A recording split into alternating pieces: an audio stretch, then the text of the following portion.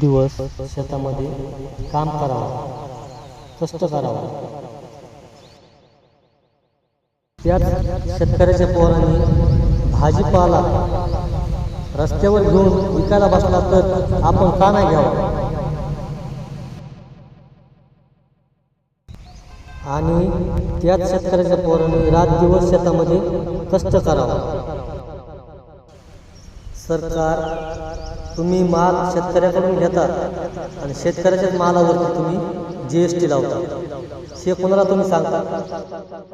शेतकऱ्याच्या पोरांनी स्वतःचा उद्योगधंदा म्हणून शेतामध्ये राब कष्ट करावा आणि ह्या शासनाने आणि सरकारने त्या मालाला कमी भाव का द्यावा. मग शेतकऱ्याच्या दुधाला भाव का नाही द्यावा. नुसते पेंडीचे भाव वाढावा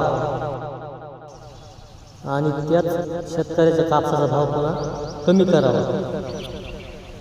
लाडकी बहीण योजना काढण्यापेक्षा जर शेतकऱ्याच्या मालाला जर चांगला भाव जर दिला असता तर हा शेतकरी झाडावर लटकला नसता.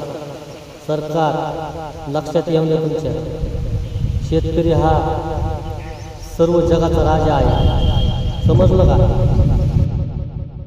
माझ्या शेतकरी मायबाप बंधूंना एकच सांगणं आहे की आपल्या मालाचा भाव पुढच्या विकणाऱ्याला कमी करून देऊ नका. जो आहे तोच द्या, कमी करू नका. जय जवान, जय किसान, जय महाराष्ट्र, जय श्रीराम.